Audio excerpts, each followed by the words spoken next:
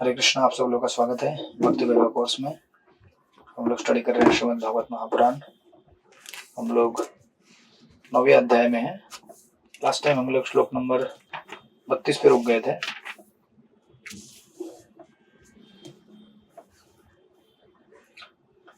ये चतुर्श्लोकी के पहले का सारा बैकग्राउंड है। तो 32वें श्लोक में देखा था, मेरी अहेतु की कृपा से तुम्हारे अंतःकरण में उदय होने वाले वास्तविक बोध से तुम्हें मेरे विषय में सब कुछ, मेरा वास्तविक शाश्वत रूप तथा मेरा दिव्य अस्तित्व, रंग, गुण तथा कार्य ज्ञात हो सकेगा। तो इस 9वें अध्याय में ब्रह्मा जी को भगवान ने दर्शन दिया उनके तपस्या के तत्पश्चात, और ब्रह्मा जी को कहा कि आप तप कीजिए।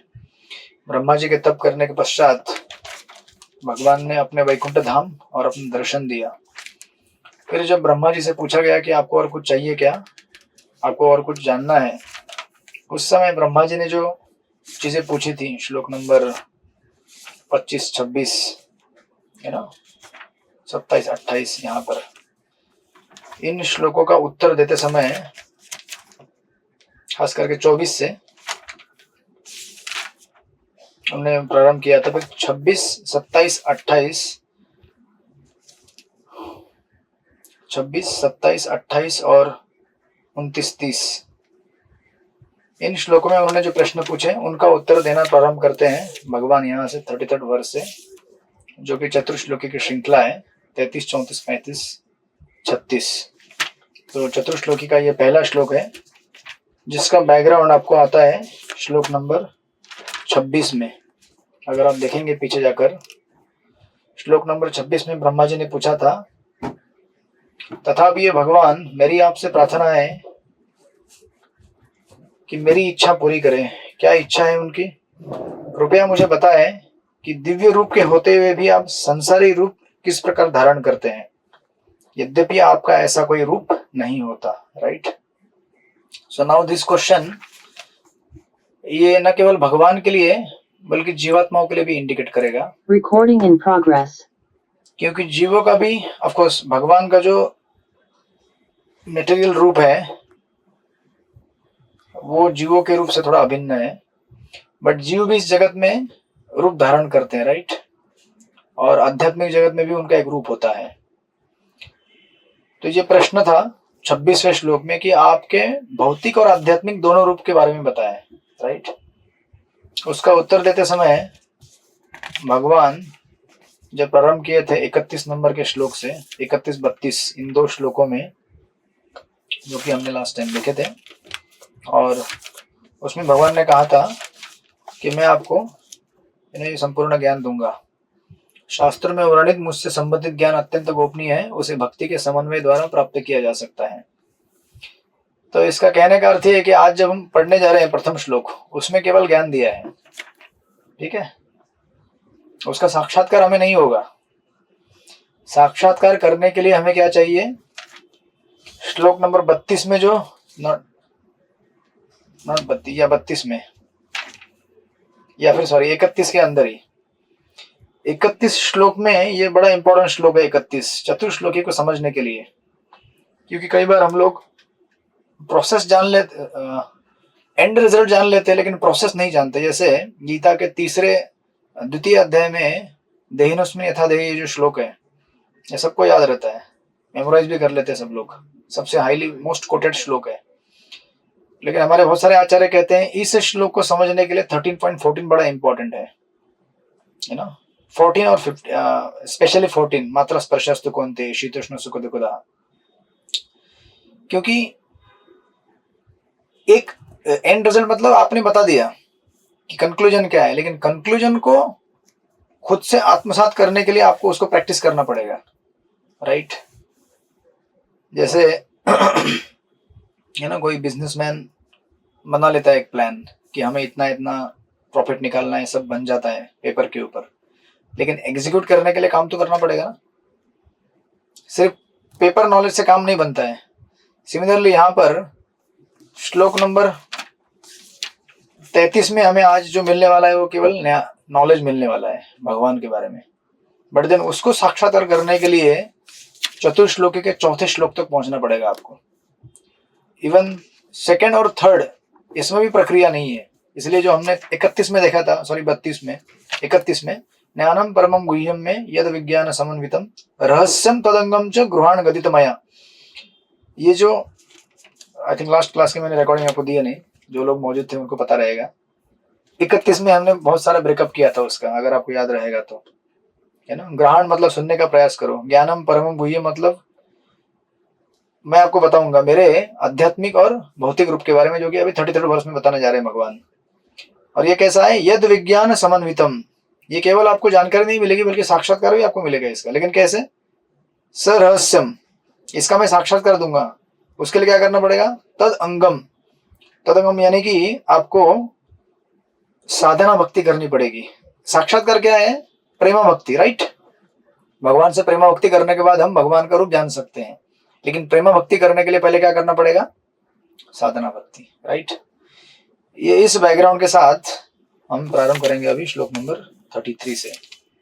इतना कॉम्प्लिकेटेड नहीं है, बहुत ही सिंपल है वर्सेस समझने के लिए, है ना। The meaning is very clear,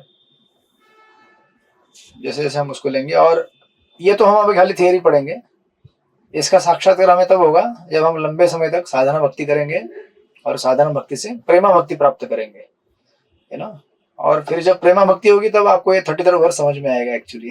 तो अभी हम लोग केवल क्या करने जा रहे हैं, है ना, वो क्या कहते हैं उसको, जैसे कुकिंग के क्लासेस होते हैं, कभी आपने कभी अटेंड किया कुकिंग के क्लासेस, नहीं किए? ऐसा कैसे हो सकता है, कुकिंग के क्लासेस कभी अटेंड नहीं किया आप लोगों ने? अरे घर में माँ से सीखा होगा ना थोड़ा बहुत, तो वही क्लास अटेंड करना जैसा हो गया। लेकिन अब देखते हैं कि माँ बनाती है क्या, आज माँ ने लिया है मलाई मेथी की सब्जी बनाने के लिए, ठीक है, एकदम बढ़िया बना रही है वो।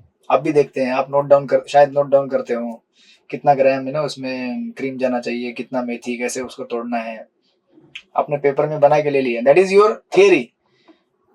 बट वो जब बनेगा, जब आप बनाएंगे तो क्या बनेगा, मलाई मेथी बनेगी या मेथी मलाई बनेगी, वो आप जानते हैं। या आपको तब साक्षात्कार होगा कि मेरा अभ्यास कितना हुआ था और मैंने कितना उसको प्रैक्टिकली मैनिफेस्ट किया है ना। मलाई मेथी और मेथी मलाई में फर्क होता है। मलाई मेथी मतलब मलाई और मेथी, पहले मलाई आती है, मेथी मलाई मतलब मेथी ज्यादा हो गया, कड़वा कड़वा हो गया, राइट। बड़ा डेलिकेट बैलेंस रहता है उसका। हमारे यहाँ कभी कभी बनाते हैं किचन में, मैं कभी नहीं बनाता क्योंकि मुझे पता है अभ्यास नहीं है उसका। सो this is something theory, right.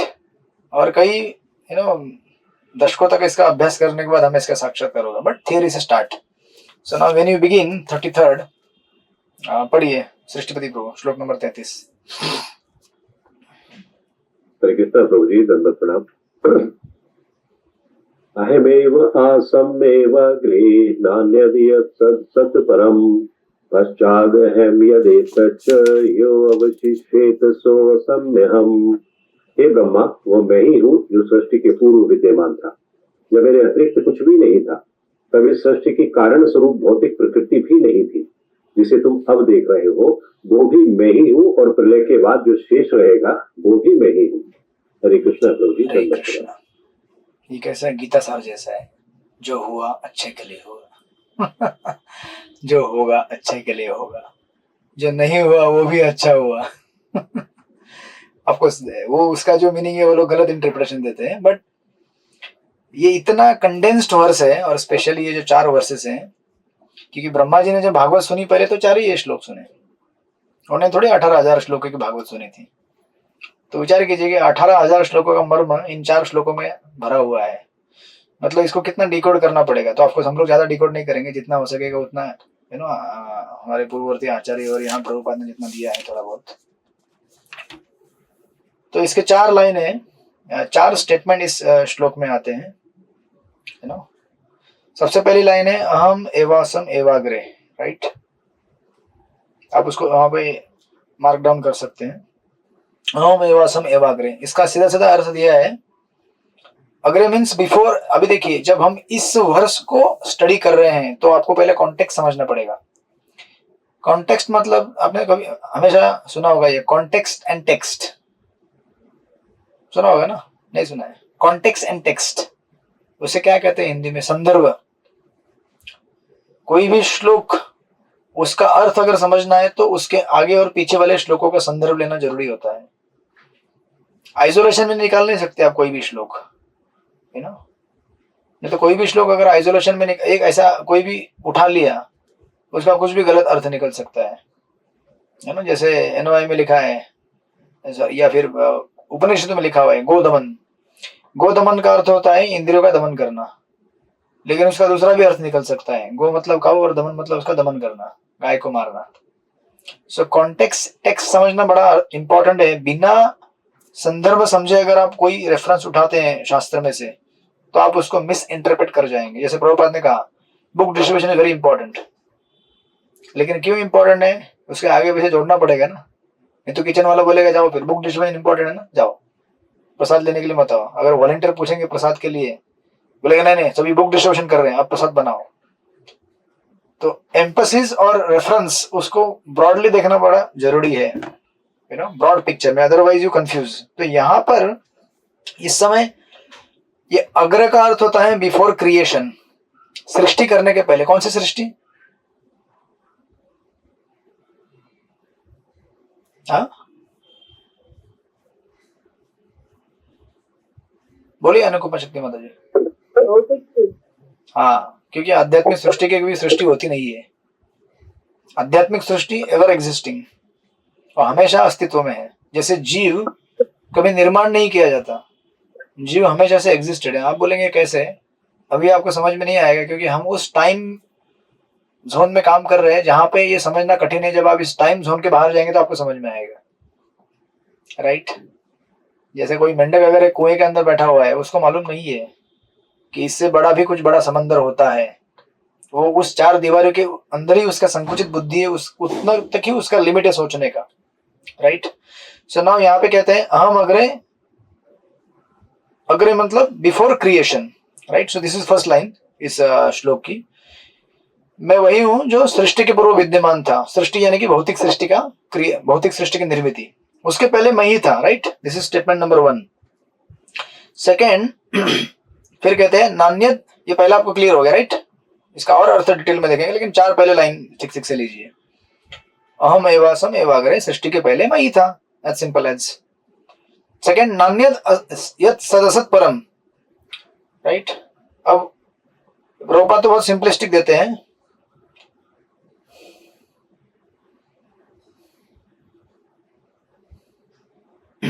या नान्यत, न अन्यत, कभी नहीं, न अन्यत,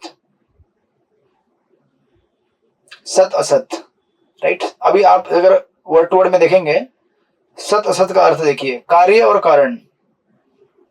ये सत असत वो वाला सत असत नहीं है जो आप लेक्चर में यूज करते हैं है ना, सत्संग और असत्संग, या फिर सत यानी कि इटर्नल और असत मतलब नॉट इटर्नल, वो वाला सत असत नहीं है। यहाँ पे जो सत असत दिया है वो है सत यानी कि कार्य और असत मतलब कारण, यानी कि कॉज एंड इफेक्ट। अभी हो गया गणित चालू ये बिल्कुल कंफ्यूज नहीं होना है हमको, सिंपल है। पहली लाइन समझ में आई आपको? सबको समझ में आई? नहीं आई? जो लोग रिकॉर्डिंग सुन रहे हैं वो भी बाद में सुन लीजिएगा। समझ में आया? हाँ कीजिए उधर नान्यत, सॉरी, अहम एवासम एवाग्रे, सृष्टि के पहले मैं एग्जिस्ट था। सेकंड लाइन नान्यत यत् सदसत परम, या ओके, तब सृष्टि की कारण स्वरूप भौतिक प्रकृति भी नहीं थी, राइट। ये वहां तक सेकंड लाइन पूरा होता है। तो हमारे विश्वनाथ चंद्र ठाकुर इसको कहते हैं, इसको सिंप्लीफाई करने के लिए, और प्रभुपाद ने भी दिया है, but we will simplify first from his commentary and then बाद में देखेंगे प्रभुपाद के इसमें। सद असद मतलब cause and effect. Cause and effect को सिंपल भाषा में कहते हैं एक किसी वस्तु का कोई और कारण रहता है। जैसे से फॉर एग्जांपल एक मिट्टी का घड़ा है, राइट। मिट्टी का घड़ा सबको मालूम है। ये मिट्टी का घड़ा क्या है? किस चीज का परिणाम है मिट्टी का घड़ा? मिट्टी का घड़ा किस चीज का परिणाम है? मिट्टी और पानी। हाँ, तो हम लोग खाली अभी मिट्टी पकड़ लेते, ठीक है। Just to avoid complexity. Too many factors लेके आएंगे तो कॉम्प्लेक्सिटी बढ़ जाता है। ऐसे तो बहुत सारी चीजों का कारण है। सबसे पहला कारण है जीव, क्योंकि जीव को क्या करना है, भौतिक जगत में आना था, तो उसको मटके में पानी पीना था इसलिए वो मटका बनाया गया, राइट। और मटका बनाने के लिए रॉ मटेरियल यूज किया गया मिट्टी। बट इन सिंपलिस्टिक लैंग्वेज, मिट्टी से बनता है मिट्टी का घड़ा। तो मिट्टी क्या है, कॉज है, राइट, बराबर सृष्टि पितृ। मिट्टी क्या है, कॉज है, मतलब कारण है। और मिट्टी का घड़ा क्या है, इफेक्ट है, परिणाम है उसका। मिट्टी से बनता है मिट्टी का घड़ा, ठीक है, बराबर है। समझ में आया सबको, नहीं समझ में आया? हाँ, सिंपल है। तो अभी देखिए थोड़ा सा कॉम्प्लेक्स, बट और सिंप्लीफाई करेंगे इसको। जब यहाँ पे सेकंड लाइन में कहते हैं नान्यत सत असत परम, नान्यत यानी कि उसके अतिरिक्त, राइट। अगर आप वर्ड टू वर्ड में देखेंगे, नान्यत मतलब कभी अन्य किसी चीज के बगैर, ये जो कॉज एंड इफेक्ट दिखता है इसके बगैर, मतलब ये कॉज इफेक्ट के परे, या फिर इसको सिंपल भाषा में प्रॉपर जैसे लिखते हैं वहां पे, ये पहली लाइन बना दीजिए वहां पे, हे ब्रह्मा मैं वही हूं जो सृष्टि के पूर्व विद्यमान था, जब मेरे अतिरिक्त कुछ भी नहीं था, ठीक है। तब सृष्टि की कारण स्वरूपा भौतिक प्रकृति भी नहीं थी, राइट। विश्वनाथ जी ठाकुर जी ट्रांसलेट करते हैं, वो कहते हैं I am non different than that which is superior to all cause and effect. I am non different than which is superior to all cause and effect. अभी देखिए, अभी ध्यान दीजिए जरा सा, इस संसार में जितनी भी चीजें हैं वो किसी न किसी कॉज एंड इफेक्ट के कॉम्बिनेशन से बनी हुई है, बराबर है। एक तो मैंने उदाहरण आपको दे दिया, मटका और मिट्टी। अब आपके आसपास जो भी देखना है आपको देख लीजिए। आपके आसपास क्या है, अभी चित्रलेखा की माता जी पीछे एक बैकग्राउंड है, पर्दा। वो पर्दा किससे बना हुआ है, कपड़े से बना हुआ है, राइट। कपड़ा क्या है, कॉज है, पर्दा क्या है, इफेक्ट है। उसको और एनालाइज करने जाएंगे आप तो वो कपड़ा किससे बना है, कॉटन से बना हुआ है, तो कॉटन कॉज हो गया, राइट। कॉटन के लिए कॉज क्या हो गया, कॉटन का पेड़। ऐसे आप जा सकते हैं, बट यहां तक इतना एक एग्जांपल लीजिए। अब दूसरा कुछ देखिए, जैसे जैसे पांडव की माता जी के पीछे कबर्ड है, तो कबर्ड किससे बना हुआ है, लकड़े से बना हुआ है। लकड़े का ही है ना, कि प्लास्टिक का है, लकड़े का है, हाँ। तो लकड़ा क्या है, कॉज है, और ये कबर्ड क्या है, इफेक्ट है।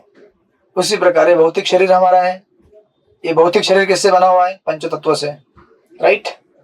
पंच तत्व क्या है, मतलब पंच तत्व अपने पंच तत्व नहीं, ये अलग पंच तत्व पंच महाभूत, पृथ्वी जल अग्नि आकाश वायु, ये कारण है। और परिणाम क्या है, ये शरीर, बराबर है। ये भक्ति वैभव क्लास अभी चल रहा है, इसके कारण कौन है और कार्य कौन है, मतलब परिणाम कौन है।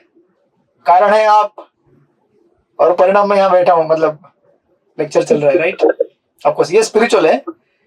इस तरह से संसार में आप जो इसको इस एग्जांपल को छोड़ के बाकी जितने भी चीजें आपके आसपास जो भी आपको दिख रहे हैं, इन सारी चीजों के लिए एक कॉज है और उसका इफेक्ट है। देख लीजिए आसपास जो भी देखना आपको, घड़ी देखिए, पंखा देखिए, आपके घर में जो भी लगा हुआ है, दरवाजा, आपके कपड़े, टोपी, रुमाल, हर चीज के लिए एक कॉज है जो कि उसको एक परिणाम में मैनिफेस्ट करता है, राइट। ये माइक है यहाँ पे, ये क्या है, परिणाम है।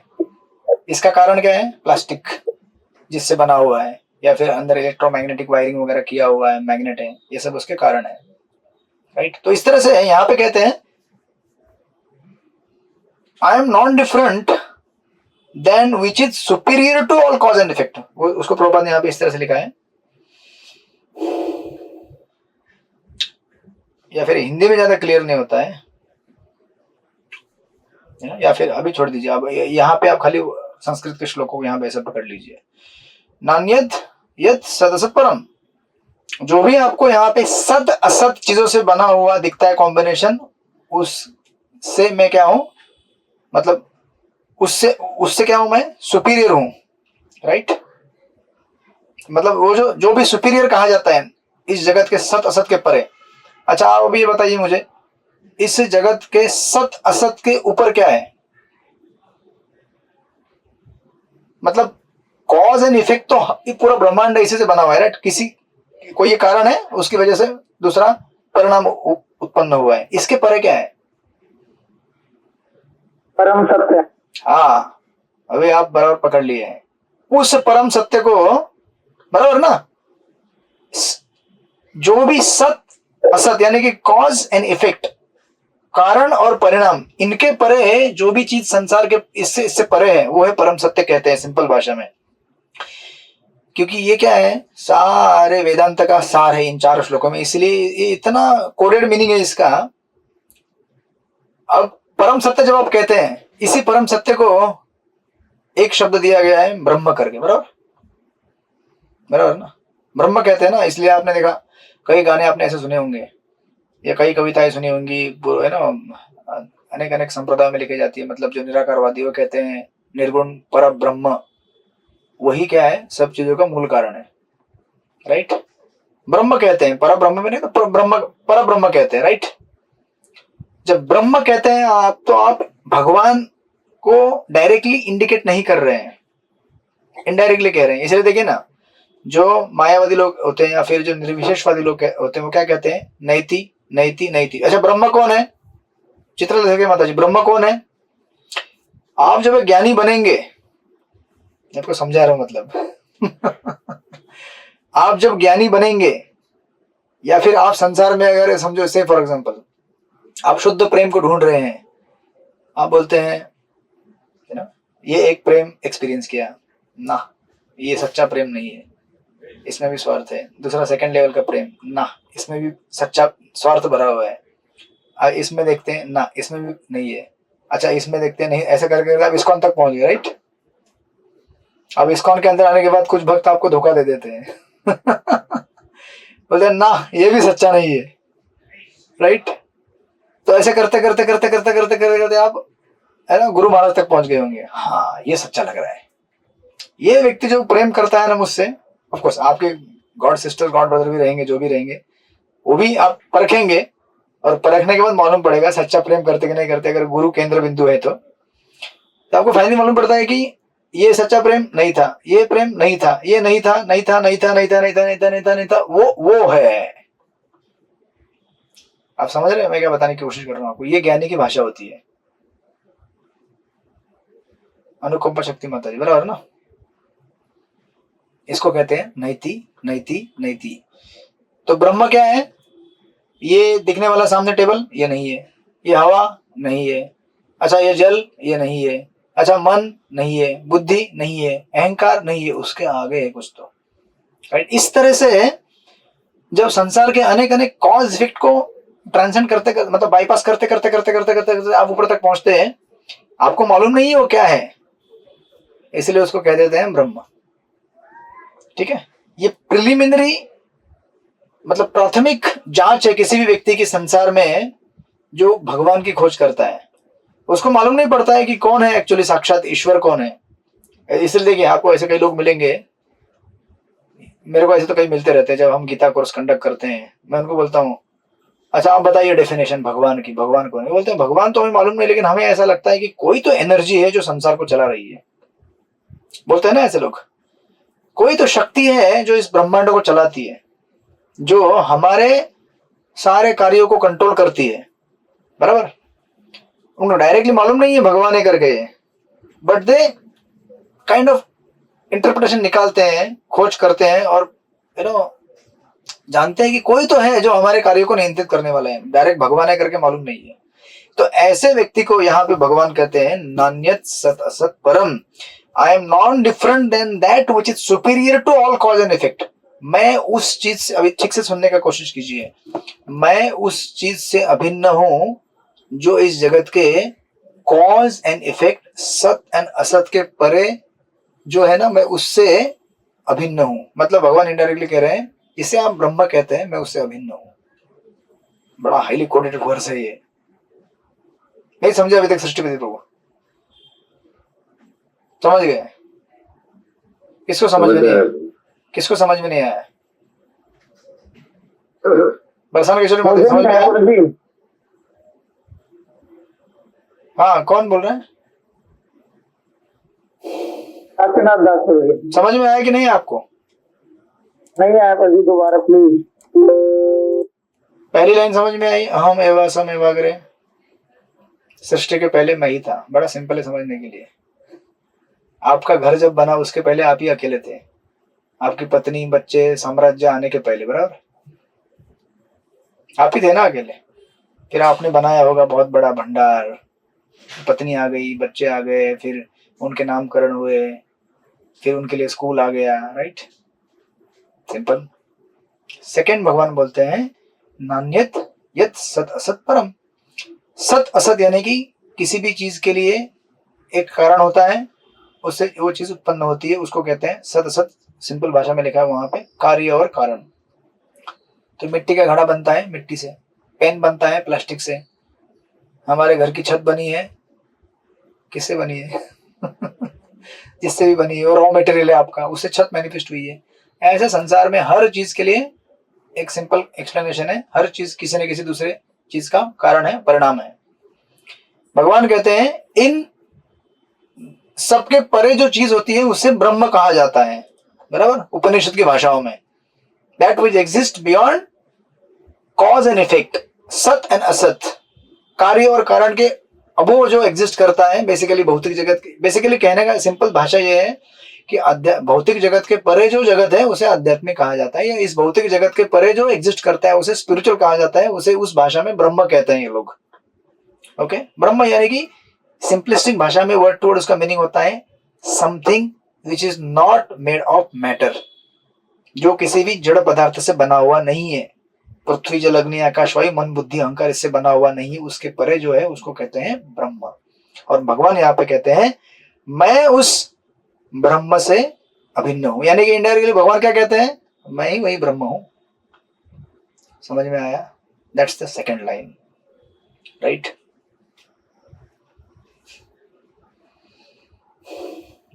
Then third line very simple, पाश्चादहम यदि तच्च, कहते हैं कि सृष्टि जब निर्माण होती है उसके बाद भी मैं ही एग्जिस्ट करता हूं, राइट। जिसे तुम अब देख रहे हो वो भी मैं ही हूं। This is third line. अब ब्रह्मा अभी किसको देख रहे हैं? अभी इस समय ब्रह्मा जी किसको देख रहे हैं? भौतिक सृष्टि को देख रहे हैं ना, संसार को देख रहे हैं। जिसे तुम देख रहे हो ब्रह्मा, वो भी क्या हूं? मैं ही हूं, right. Then finally fourth line, यो वा अवशिष्यत सोऽस्मि अहम्। ये भी बहुत सिंपल है समझने के लिए। प्रलय के बाद जो शेष रहेगा वो भी मैं ही हूं। समझ में आया आपको? नाउ अभी अगर हम इसको अगर ब्रेकअप करें, ये तो हो गया यहाँ इन 4 श्लोकों का सिंपलिस्टिक ब्रेकअप। हाँ बोलिए। प्रभु जी, ये आप बोले कि जो भौतिक सृष्टि देख रहे हैं उनके कारण भगवान, मतलब सीता जो है ना, अब तुम देख रहे हो वो भी मैं ही हूँ। ब्रह्मा जी क्या देख रहे हैं अभी? मतलब तभी भौतिक सृष्टि बन गया था, तो ब्रह्मा जी ने क्या बनाया? मतलब देखिए इंग्रेडिएंट्स किसने बनाए? भगवान। हाँ, तो अभी उनके सामने। और देखिए जीव जो होते हैं उनको ब्रह्मा जी बनाते हैं या ब्रह्मा जी क्या करते हैं बताइए? ये तो भगवान से उत्पन्न होते हैं। हाँ, और उनको रूप देने का, रंग रूप देने का आकार कौन करता है? ब्रह्मा जी करते हैं, राइट। उसी प्रकार इस सृष्टि के सारे मटेरियल क्रिएशन के जो एलिमेंट्स हैं, या फिर ब्रह्मांड भी गोल ऑलरेडी क्रिएट हो चुका है, उसमें खाली अभी कलाकारी करने का काम ब्रह्मा जी का है। समझे कि नहीं समझे आप? मतलब अभी हाँ बना है, लेकिन ये कैसे मालूम है क्या? जैसे ये हमने स्टडी किया था चार्ट में, जैसे आपने एक फ्लैट खरीद लिया, ठीक है, एक 4 BHK 2 BHK आपने बॉम्बे में खरीद लिया। वो फ्लैट के अंदर खाली फ्लैट है, BHK बना नहीं, आप बनाएंगे अभी उसके अंदर बेडरूम कहाँ होगा, हॉल कहाँ होगा, वॉशरूम कहाँ होगा, कहाँ पेंटिंग, ये सब आप डिजाइन करेंगे। That is the work of Brahma ji, but that already is there. तो भगवान देखिए, ये किस प्रश्न के संदर्भ में भगवान उत्तर दे रहे हैं? ब्रह्मा जी का प्रश्न था मैं आपके आध्यात्मिक और भौतिक स्वरूप के बारे में जानना चाहता हूं। तो दोनों का उत्तर यहाँ पे दिया जाएगा। अभी आपने छेड़ा है तो आगे आएगा वो, थोड़ा सा वेट कीजिए, आपका आधा उत्तर आगे आने वाला है, आधा आपको मिल गया, राइट। तो क्योंकि ब्रह्मा जी, आपका प्रश्न ये हो सकता है कि ब्रह्मा जी तो भगवान को भी देख रहे हैं और सृष्टि को भी देख रहे हैं, तो आप बोलेंगे कि भगवान कहते हैं जिसे तुम अब देख रहे हो वो भी मैं ही हूं, तो भगवान खुद तो है, वो है ही है, राइट। लेकिन ब्रह्मा जी उसके अलावा बहुत कुछ भी उनके सामने है ना। जैसे आप जब देख रहे हैं, सिर्फ मुझे नहीं देख रहे, मेरे आसपास या फिर आपके आसपास बहुत सारी चीजें हैं और आप भी हैं, वैसे तो दोनों का एक्सप्लेनेशन लगेगा ना, राइट। सो नाउ जब आप इस पहले इस लाइन का अर्थ लेंगे, अहम एवासम, राइट। तो विश्वनाथ ठाकुर कहते हैं भगवान विष्णु नारायण, उन मतलब रसिक कमेंट्री के एंगल से बोलते हैं कि भगवान ऐसा अपना उंगली पकड़ते हुए कहते हैं, छाती को पकड़कर कहते हैं कि इस तरह से हाथ देखते हुए कि अहम एवासम एवाग्रे, इस सृष्टि के पहले मैं ही एग्जिस्ट करता था। नाउ इस सृष्टि के पहले मैं ही एग्जिस्ट करता था, मतलब सृष्टि केवल, मैंने जो बिगिनिंग में क्लियर किया आपको, सृष्टि केवल कहाँ होती है? भौतिक जगत में होती है, आध्यात्मिक जगत में सृष्टि होती नहीं है। यानी कि हम इस समय ये जो वर्ष और श्लोक समझने का प्रयास कर रहे हैं वो कहां से, किस एंगल से है? भौतिक सृष्टि के एंगल से, राइट। कि भौतिक सृष्टि उत्पन्न होने के पहले भगवान बोल रहे हैं कि मैं एग्जिस्ट करता था और मैं यहाँ पे मौजूद हूं, राइट। इसलिए कॉन्टेक्स्ट सबसे पहले क्लियर कर लीजिए, क्योंकि अगर ये कॉन्टेक्स्ट क्लियर नहीं किया तो आप फिर आध्यात्मिक जगत में जो सिचुएशन है उसको मिसअंडरस्टूड कर जाएंगे। फिर आप बोलेंगे कि मतलब आध्यात्मिक जगत क्रिएट होने के पहले भगवान ही थे क्या? आध्यात्मिक जगत क्रिएट हुआ ही नहीं है, आध्यात्मिक जगत पहले से एग्जिस्ट करता है इटर्नली। मैंने ये पहले क्लियर किया था आपको, इसलिए so this is not in reference to material spiritual creation, क्योंकि स्पिरिचुअल क्रिएशन होता ही नहीं है। क्रिएशन किसका होता है? भौतिक जगत का होता है, क्योंकि भौतिक जगत में क्या है? रजोगुण, तमोगुण, सत्वगुण। जहां रजोगुण है वहां क्रिएशन होता है, जहां तमोगुण है वहां डिस्ट्रक्शन होता है, और जहां सत्वगुण है वहां मेंटेनेंस होता है। आध्यात्मिक जगत में ना रजोगुण है, ना तमोगुण है, ना सत्वगुण है। रजोगुण नहीं तो क्रिएशन नहीं होगा, सत्वगुण नहीं तो मेंटेनेंस नहीं होगा, क्योंकि क्रिएट हुआ ही नहीं है, और डिस्ट्रक्शन होगा ही नहीं क्योंकि क्रिएट हुआ ही नहीं है। समझा कि नहीं? एज सिंपल एज नाउ, है ना। तो अभी इस चीज को रेफरेंस देने के लिए प्रभुपाद ने तात्पर्य में रेफरेंस दिए हैं। अगर आप जाएंगे, पहला पैराग्राफ को बाद में लेते हैं हम लोग, लेकिन आप अगर जाएंगे पेज नंबर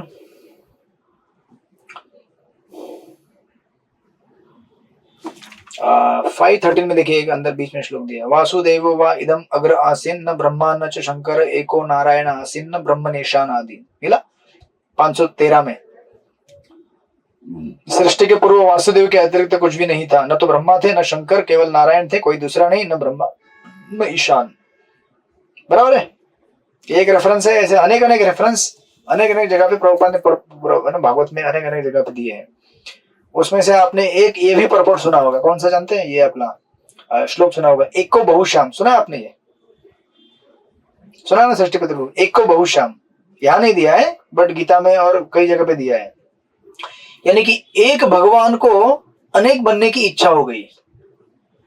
तो अभी बहुत सारे लोग जो नए नए भागवत पढ़ते हैं या फिर नए नए ना गीता पढ़ते हैं, उनको लगता है कि आध्यात्मिक जगत में भगवान अकेले थे, तो एक भगवान की इच्छा हो गई कि अनेक हो जाए, फिर इस तरह से आध्यात्मिक जगत बन गया। ऐसा नहीं है, आध्यात्मिक जगत पहले से ही मैनिफेस्टेड था।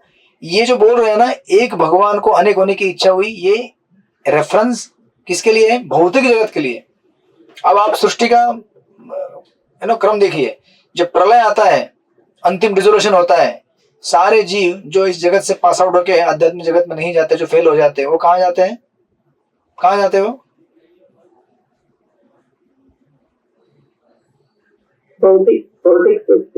भौतिक सृष्टि में कहाँ जाते हैं? भौतिक सृष्टि में कहाँ जाते हैं? आप भूल गए? आपने वो सेकंड अध्याय में, सेकंड कैंटो में ही पढ़ा हुआ है उस चार्ट के अंदर। जो जब पूरी सृष्टि का प्रलय हो जाता है, सब कुछ नष्ट हो जाता है, जब जीवों के लिए रहने का कोई जगह नहीं बचता, तो कहाँ जाते हैं जीव? सारे जाते हैं। हाँ, भगवान के शरीर में जाते हैं। हाँ, भगवान के शरीर में जाके विलीन हो जाते हैं। विलीन हो जाते हैं मतलब भगवान के शरीर में मर्ज नहीं होते, वहां जाके रहते हैं महाविष्णु नारायण के, राइट। अब वही नारायण जब देखते हैं कि अच्छा चलो ठीक है, एक चांस फेल हो गए, अभी नया सृष्टि का क्रम बनाने का टाइम हो गया है, उस समय भगवान क्या करते हैं, ये वो रेफरेंस है, एक भगवान जिनके शरीर में अनेक अनेक जीवात्माएं विश्राम करते हुए बैठी है, उनको क्या करते हैं, चलो चलो भाई अभी निकलो, अनेक अनेक बन जाओ। मतलब बेसिकली अभी क्रिएशन हो गया है, आप अपने अपने शरीर धारण करो। अब ब्रह्मा जी का वो काम होता है, जब भगवान गर्भस्थ करते हैं भौतिक सृष्टि को, है ना, अपने केवल दृष्टिपात करके भौतिक जगत को, हम बीज प्रता करके गीता में जो कहा गया वो वही रेफरेंस है यहाँ पे। अपनी दृष्टि से सारे जीवों को अपने शरीर से भौतिक प्रकृति के अंदर गर्भपात कर देते हैं, फिर ब्रह्मा जी उनका शरीर बनाते हैं। तो ये जो रेफरेंस है वो ये है, एक और बहुश्याम, कि एक भगवान को अनेक होने की इच्छा हुई। इसका मतलब ये नहीं कि अध्यात्म जगत में एक भगवान थे फिर उनसे एक अनेक, क्योंकि अध्यात्म जगत में कभी क्रिएशन होता ही नहीं है। ये क्रिएशन रेफरेंस भौतिक जगत के लिए है, राइट। तो वो रेफरेंस यहाँ पे दिया है, इसलिए कहते हैं पहले एक ही थे, मैं एक ही था। एक ही थे मतलब सारे जीव भौतिक जगत में महाविष्णु के शरीर में विश्राम कर रहे थे, राइट। और ये सारे जीव महाविष्णु के शरीर में विश्राम करने के पश्चात जब भगवान को लगा कि टाइम हो गया अभी इनका नेक्स्ट फेज का अगेन पास आउट करने के लिए इनको निकाल देते हैं, भगवान ने निकाल दिया, क्रिएशन मैनिफेस्ट हो गया, मतलब बेसिकली, राइट। समझे आप लोग? नहीं समझे? Right. So this is first line, you know, अहम एवासम एवाग्रे, सृष्टि होने के पहले मैं ही था। मतलब सारे जीव तभी भी थे, कहां थे, भगवान के शरीर में थे, और आध्यात्मिक जगत में तो थे ही थे। अब उसका रेफरेंस आएगा दूसरे लाइन से, नाउ नॉट दूसरे लाइन से, इसी लाइन में आएगा वो रेफरेंस।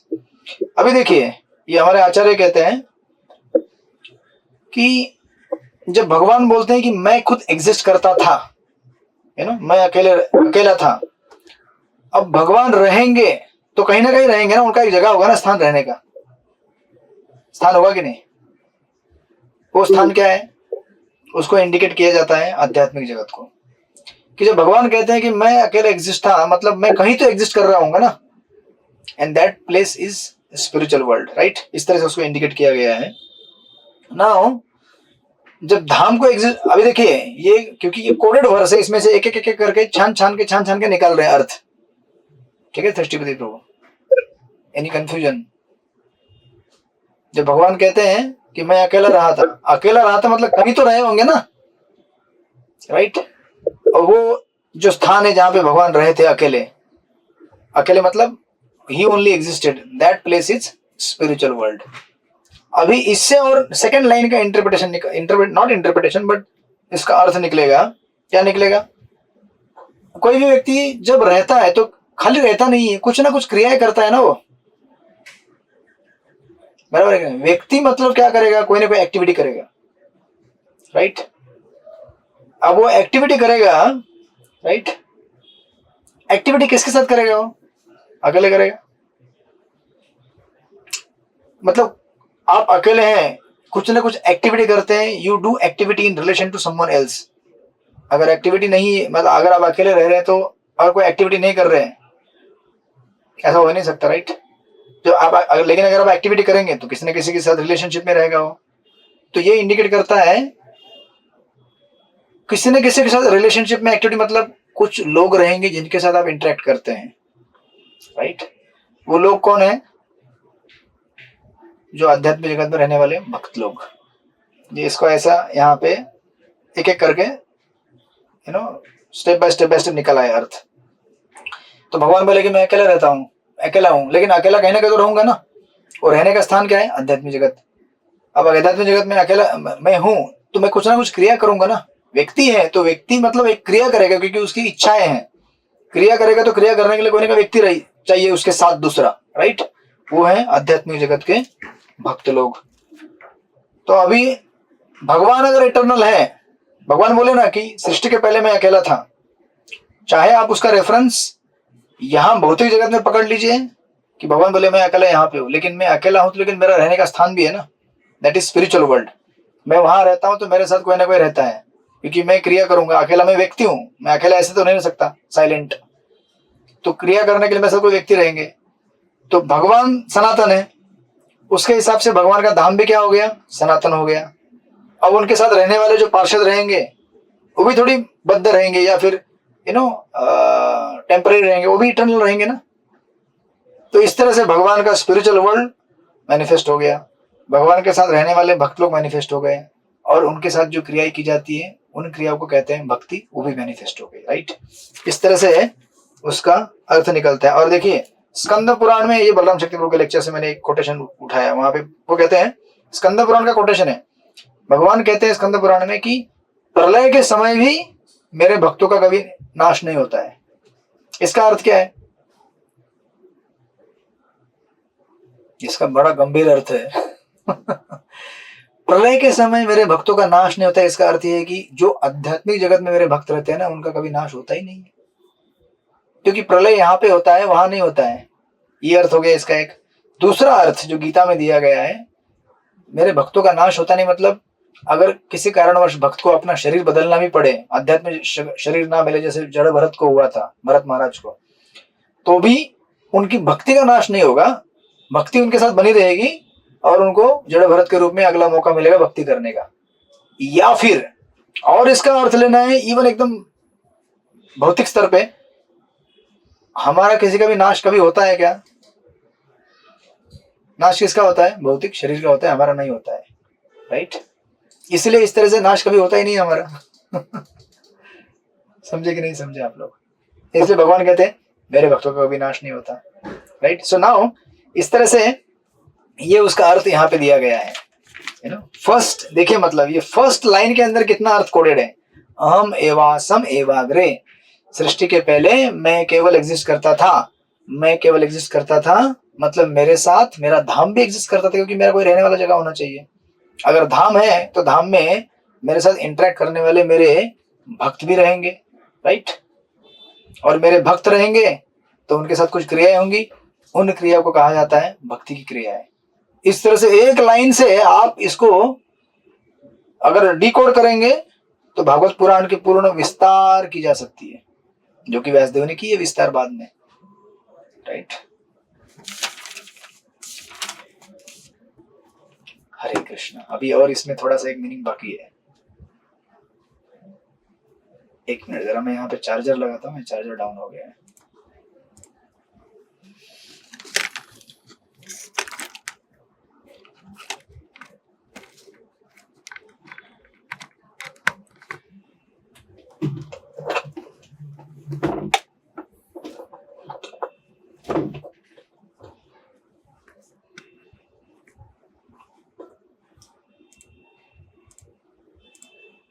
हरे कृष्ण। हमारे पास अभी 5 मिनट है ना, 5 मिनट है ना, 5 मिनट में हो जाएगा 3 लाइन, बाकी सिंपल है, ज्यादा कुछ एक्सप्लेनेशन नहीं है इसमें। 7 बजे तक इधर लोगों को चक्कर आना चालू हो गया है।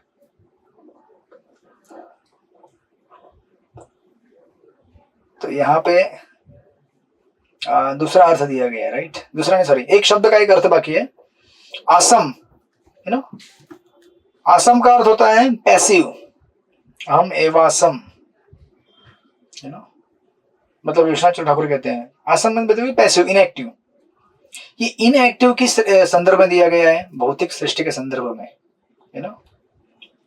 जैसे क्योंकि ऐसा हो सकता है ना कि आप अगर ऐसा बोलेंगे, से फॉर एग्जांपल, कि भौतिक सृष्टि के पहले हम लोग क्या थे, भगवान क्या थे, एग्जिस्ट करते थे, तो कोई बोलेगा सिर्फ भगवान अकेले थे ना, ये सब है ना, आध्यात्मिक प्रकृति, सॉरी आध्यात्मिक जगत और जीव, ये सब कहाँ से पैदा कर दिए लोगों ने, ऐसा कोई बोल सकता है। तो उसको अर्थ देने के लिए हमारे आचार्य कहते हैं, जैसे कभी कभी आप कहते हैं the king is non functional, राजा कार्यरत नहीं है, तो राजा कार्यरत नहीं, इसका मतलब राजा का क्या घर नहीं है क्या? हाँ, राजा की पत्नी नहीं है, बच्चे नहीं है कि नहीं? आज समझो आप डॉक्टर हैं, चित्रलेखा सिंह माता जी, ठीक है।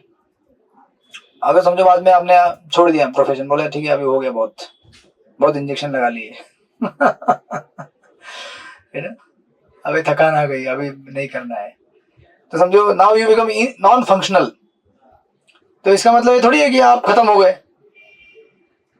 As a doctor you are non functional, but as a person you are existing, बराबर ना सृष्टिपति प्रभु? अभी सृष्टिपति प्रभु रिटायर हो चुके हैं। सृष्टिपति प्रभु पहले कहाँ, बैंक में थे ना।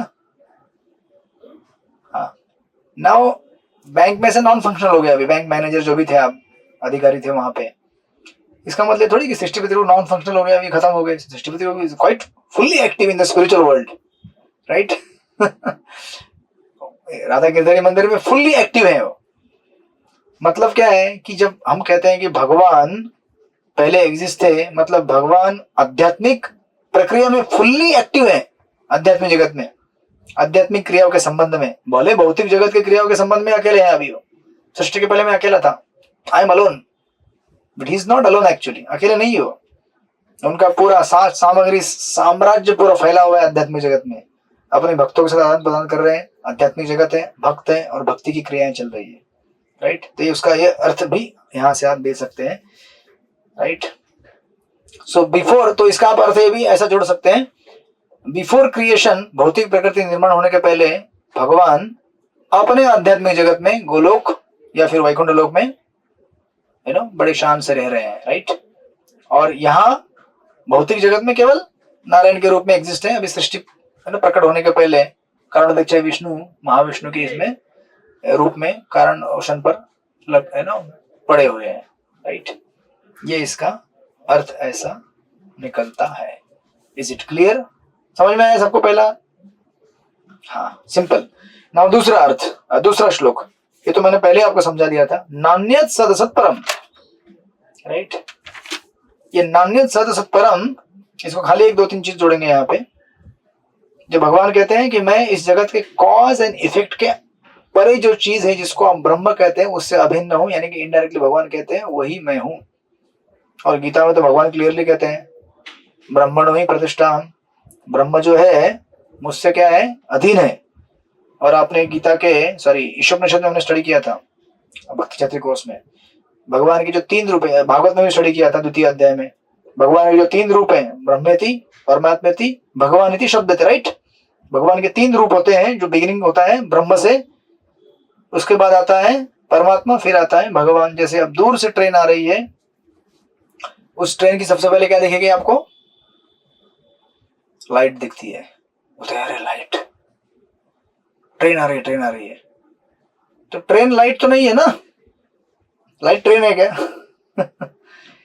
आगे ट्रेन है, अभी आपको देखना बाकी है, तो जरा पास में आएगी, थोड़ा उसका आगे का हेडलाइट दिखेगा, वाह परमात्मा। फिर हेडलाइट के बाद आप डब्बे में एंट्री करेंगे, वाह स्पिरिचुअल वर्ल्ड, ये तो होटल है अंदर पूरा, एंट्री कार है, सोने के लिए जगह है। इसे बढ़िया उदाहरण गोपाल चंपो में जीव गोस्वामी के देते हैं, पकोड़े का उदाहरण, ये आपको ज्यादा समझेगा क्योंकि आप लोग पकोड़ा खाते रहते हैं सर्दी में। है ना, पकोड़ा सबने बनाया होगा ना। पकोड़ा के 3 विशेष होते हैं। पकोड़ा इटसेल्फ इज पकोड़ा, उसका रंग, रूप और आकार दूसरा उसका स्वरूप है। तीसरा स्वरूप पकोड़े का सुगंध। तो अगर समझो आप रहते हैं 4थी मंजिल में, अगर पहली मंजिल में किसी ने पकोड़ा बनाया, आपको सुगंध आ जाती है, आज बने हैं अजवाइन के पकोड़े, ठीक है। सर्दी के मौसम में अजवाइन के पकोड़े बड़े अच्छे रहते हैं, बना लीजिएगा, सर्दी दूर होती है और गर्मा गर्म अच्छा भी लगता है। बनाया कभी अजवाइन के पकोड़े? नहीं बनाए आप लोगों ने? नहीं बनाए आज तक अजवाइन के पकोड़े? नहीं बनाए? महाराष्ट्र में नहीं बनाते? ट्राई करो, चित्रलेखा माता जी, बड़ा आयुर्वेदिक मेडिसिन है। पकोड़े का पकोड़ा और प्रसाद का प्रसाद और आनंद का आनंद। तो फर्स्ट फ्लोर वाला बनाता है आपको 4th फ्लोर में पकोड़ा, लेकिन स्मेल तो पकोड़ा है नहीं ना, सुगंध तो पकोड़ा नहीं है ना। वो क्या है, पकोड़े का पार्शियल साक्षात्कार है, पूर्ण साक्षात्कार नहीं है। उसी प्रकार ब्रह्मा भगवान के शरीर से निकलने वाली जो ज्योति है, उसको जो देखता है बोलता है भगवान ब्रह्मा। वो क्या है जानता नहीं। वो हमारे इधर गीता क्लास में मैं जाता था, वो माता जी अभी लेवल 2-3 में आ गई है। अभी मैं पहले जब बोलता था उसको जेएसडी कोर्स में, अच्छा भगवान क्या है बताओ? I think Bhagwan, I don't think there is Bhagwan, but there is some energy करके कहती थी। ये धीरे धीरे उनके घर में ऑफरिंग चालू किया वो लोगों ने, जब प्रोग्राम में ऑफरिंग चालू किया, कीर्तन चालू किया, जपा करना चालू किया। अभी धीरे धीरे बोलती है देयर इज सम पर्सन। धीरे धीरे पर्सनैलिटी के ऊपर आ गई, क्योंकि किसी चीज का कारण देने के लिए कोई होना चाहिए ना, जो कारण देता है। उसी प्रकार पकोड़े का सुगंध आता है तो कहीं से आता है ना सुगंध, खाली सुगंध कैसे आएगा? ये बड़ा सुंदर उदाहरण है विश्लेषण करने के लिए, जो होते हैं कि निराकार निराकार निराकार, निराकार किसको कहते हैं? वो कोई ज्योति है, भगवान के शरीर से निकलने वाली, ये कोई शक्ति है। शक्ति के लिए शक्तिमान होता है, ज्योति के लिए ज्योति होती है, दीप, राइट। सो जो आपको सुगंध आती है, तो ये क्या है? पकोड़ा का सुगंध का मतलब पकोड़े का पार्शियल अंडरस्टैंडिंग है। फिर आप बोलेंगे भाई जरा खिड़की खोल के देख लेती हो सकता है उसका किचन नीचे से दिखता हो, ऊपर से दिखता हो आपको किचन, पर्दा खोल के देख लिया, अरे वाह गर्मा गर्म पकोड़े छाने जा रहे हैं। हो सकता है दिख रहा है आपको लाल कलर, सफेद कलर, पीले कलर के पकोड़े छान के निकाले जा रहे हैं, लेकिन देखने से भी काम नहीं बनेगा ना आपका। देखना भी क्या है ये हरिपरंपु, पकोड़े देखने से काम बनेगा आपका? नहीं बनेगा। आपको क्या करना पड़ेगा? अब बोलेंगे भाई देखने से काम नहीं बन रहा है, ये देखना भी क्या है? अभी भी पूर्ण साक्षात्कार नहीं हुआ आपको पकोड़े का, अपूर्ण साक्षात्कार है। अब बोलेंगे बहुत हो गया, चलो एक फोन लगा लो एक, या फिर सीधा चलो नीचे। जब आप जाएंगे आपके सामने आएगा प्लेट में, तो न केवल आपको सुगंध आएगी, न केवल इसका आप रंग रूप देख सकते हैं, बल्कि आप उसको उठा के टेस्ट भी कर सकते हैं। And that is the final experience of the pakora, जो कंप्लीट एक्सपीरियंस है, होलसम। और तब आपको जो आनंद आएगा, आहा, ऐसा आनंद तो क्लास के बाद ही आएगा जब पकोड़ा खाएंगे आप लोग। ठीक है ना? आपको देखिए भगवान को समझना है तो पकोड़ा खाना पड़ता है। कौन सा भगवान को ऑफर किया हुआ। जब आपको ये कभी भी आपको समझाना होगा ना, ब्रह्म परमात्मा भगवान, तो घर में पकोड़ा बनाइए। आपके जो मेंटी रहेंगे घर में बुलाएंगे ना, आज आपको हम सिखाएंगे भगवान परमात्मा और ब्रह्म क्या होते हैं, चलो आओ, है ना, पकोड़ा बनाना चालू। इसलिए देखिए जो निराकारवादी है उनका साक्षात्कार पूर्ण नहीं होता है, इसलिए वो संतुष्ट नहीं होते हैं। परमात्मावादी उनका भी साक्षात्कार इनकम्प्लीट है, लेकिन इसलिए भगवान कहते हैं भगवान जन्मनाम अंते ज्ञानवान माम प्रपद्यन्ते। ज्ञानवान यानी कि ये ज्ञानी लोग जो हैं ये इंटरप्रिटेशन करते रहते हैं, नैति नैति नैति नैति, ये ब्रह्म नहीं है, ये ब्रह्म नहीं है, ब्रह्म नहीं है, ब्रह्म क्या है मालूम नहीं है। लेकिन जब भक्तों से मुलाकात होती है, भागवत से मुलाकात होती है, ओह ब्रह्म मतलब भगवान के शरीर से निकलने वाली तेजकांति, भगवान की शक्ति, उसके आगे परमात्मा है, उसके आगे भगवान है। सो लाइक दैट यहाँ पे भगवान कहते हैं कि इस जगत के सद असद यानी कि कॉज एंड इफेक्ट, भौतिक चीजों के परे जो एग्जिस्ट करता है, जिसे आप ब्रह्म कहते हैं, उससे मैं अभिन्न हूं, मैं वही ब्रह्म हूं, right, like that. So this is second line, and then of course third line is very, fourth line is very easy to understand. Third line, पाश्चादहम यदि तच्च, कि सृष्टि होने के बाद मैं एग्जिस्ट करता हूं, राइट। अभी देखिए ये आपका उत्तर यहाँ पे आ गया, देखिए हो गया, 2 मिनट में हो गया। ब्रह्मा जी ने जो प्रश्न पूछे थे, प्रश्न पूछा था कि मैं आपके भौतिक और आध्यात्मिक दोनों सृष्टि के बारे में जानना चाहता हूं, ठीक है ना। तो भगवान क्या कहते हैं यहाँ पे, पाश्चात अहम यदि तच्च, कि इस सृष्टि के बाद जिसे तुम अब देख रहे हो वो भी मैं हूं। यानी कि अभी ब्रह्मा जी किसको देख रहे हैं, इस भौतिक सृष्टि को देख रहे हैं, राइट। ये भौतिक सृष्टि मतलब भगवान का क्या है, भौतिक रूप है। वो क्या है, विराट रूप। स्टडी किया था ना सेकंड अध्याय में, थर्ड अध्याय में, फोर्थ में स्टडी किया था ना। ये जो संपूर्ण ब्रह्मांड है वो क्या है, भगवान का भौतिक रूप है। तो कोई कहेगा भगवान का भौतिक रूप होता है क्या? हाँ होता है ना। उनका भौतिक रूप क्या है, ब्रह्मांड है, विराट रूप। लेकिन उनका आध्यात्मिक रूप भी होता है, और वो आध्यात्मिक रूप क्या है, स्पिरिचुअल वर्ल्ड में। ऐसे देखा जाए तो कोई भी चीज भौतिक नहीं है अगर देखा जाए तो, क्योंकि सब कुछ भगवान की शक्ति द्वारा मैनिफेस्ट होता है। जैसे इलेक्ट्रिक एनर्जी इंजीनियर के लिए वही सेम इलेक्ट्रिक एनर्जी गर्म पानी भी बनाती है, ठंडा भी बनाती है, राइट। तो उसके लिए कुछ अलग नहीं है, लेकिन हमारे बाइफर्केशन के लिए, समझाने के लिए समझाया है। इसीलिए देखिए वही जो भगवान है मिट्टी से भी बनते हैं, पत्थर से भी बनते हैं, बराबर है कि नहीं। तो उसको भगवान क्यों कहते हैं फिर? वही मार्बल से जो बनते हैं राधा गिरधरी, राधा गोपीनाथ, एक्चुअली भगवान के लिए कुछ अभिन्न है नहीं।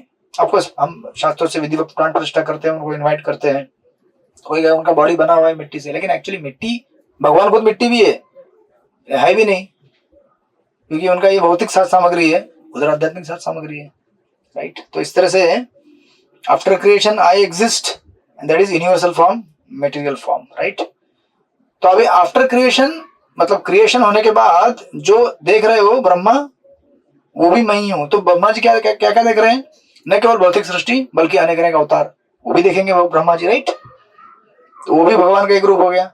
खुद मैं यहाँ पे खड़ा हूं, वो भी मैं हो गया, और प्लस आध्यात्मिक जगत में जो मैं हूं वो भी मेरा ही रूप है, राइट? सिंपल हो गया, समझ गए?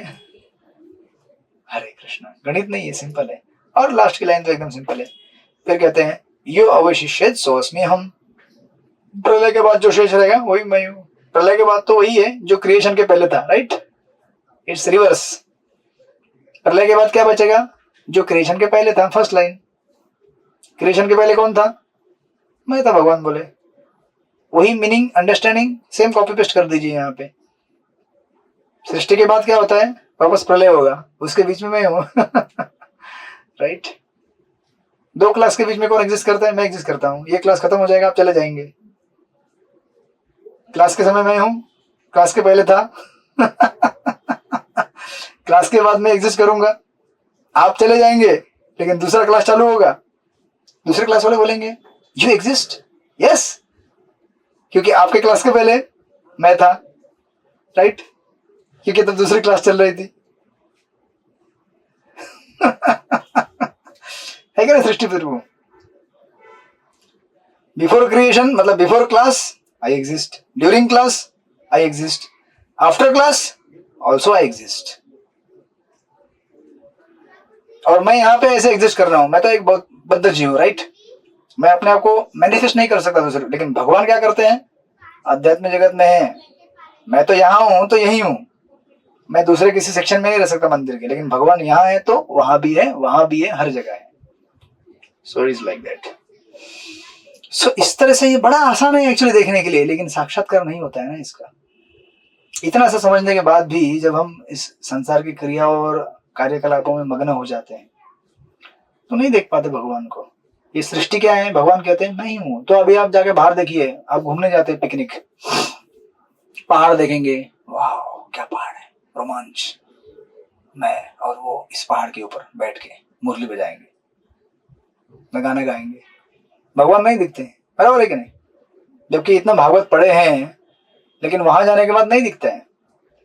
जबकि भगवान कह रहे हैं कि सृष्टि के निर्माण होने के बाद जो भी है मैं ही हूं।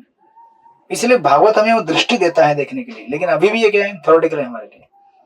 ये तब हम देख पाएंगे जब प्रेमा भक्ति उत्पन्न होगी। प्रेमांजन चरिते भक्ति विलोचन, है ना?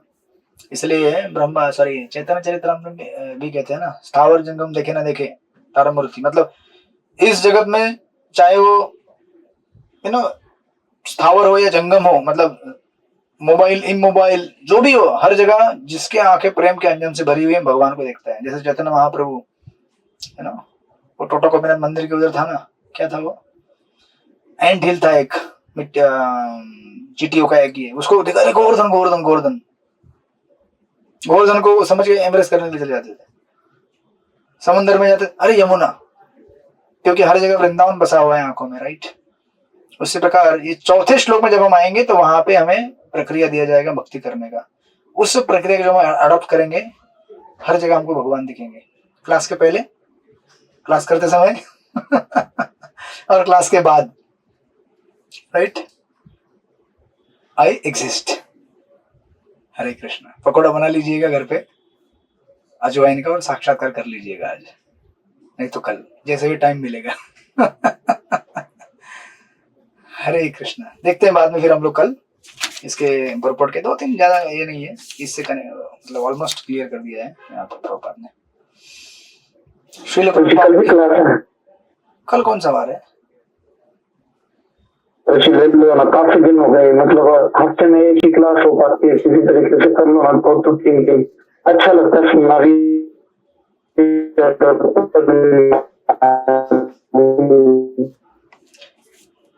क्लास के पहले कौन एग्जिस्ट करता था? क्लास के ड्यूरिंग, क्लास के बाद मैं तो एग्जिस्ट करूंगा, लेकिन आप लोग एग्जिस्ट नहीं कर पाएंगे क्योंकि आपको अपने अपने कार्यकलाप में मगन होना है, राइट? मैं ले सकता हूं, आप लोग आएंगे क्या कल? आ सकते हैं क्या सब लोग? नहीं आ सकते। सृष्टिपति प्रभु ने बोल दिया अपने कार्यकलाप में मगन हो जाएंगे सृष्टि के। उनका आध्यात्मिक सृष्टि है, वैसे प्रचार कार्य में लगे हैं वो। और वैसे भी क्या है, थोड़ा अभी इस समय मेरा भी टाइम बहुत बिजी चल रहा है। मैं यहाँ पे एग्जिस्ट हूँ, लेकिन गोडाउन में भी एग्जिस्ट है पुस्तक का। वहां पे यहाँ से निकलते ही वहां युद्ध चालू रहता है घनघोर। आज तो मैं कैसे कई दिनों के बाद जपा सेशन में आया, जपा किया, मैं सोचा आज जपा पूरा कर लूंगा और एक बार पोस्ट कर दूंगा। इतने में कुछ ना कुछ आ गया। अभी 4-5 माला बाकी है अभी भी। सोचा आज तो कम से कम 32 माला कर लूंगा, लेकिन आपकी सृष्टि आ गई बीच में, और अभी आपको पढ़ाई करना पड़ेगा। तो एक ही श्लोक का पढ़ाई करके बैठा था। मैं सोचा एक श्लोक तो जल्दी खत्म हो जाएगा आधे घंटे में, लेकिन क्या करें, पकौड़ा बनाना है आपको। हम मिलेंगे अगले हफ्ते। आप खाली प्रश्न का इंतजार कीजिए, आपके प्रश्न देने मुझे बाकी है, तो वो एक बार कवर हो गया ना तो 3rd कैंटो में हम एंट्री कर लेंगे। एक बार पहला श्लोक भी स्टार्ट कर दिया हम 3rd कैंटो का, हम बोल सकते हैं हम 3rd कैंटो में एंट्री कर गए, ठीक है ना। वो चाहे तीसरे स्कंद का पहला चैप्टर हो या आखिरी चैप्टर हो, फिर आप बाजा बजाते रहे, तीसरा स्कंद चालू हो गए। ओके, हरे कृष्णा। ठीक है, फिर मिलते हैं हम लोग। वांछा कल्पतरुभ्यश्च कृपा अनंत कोटि वैष्णव वृंद की जय। श्रील प्रभुपाद की जय। हरे कृष्ण प्रभु जी, हरे कृष्णा और धन्यवाद। हरे कृष्णा।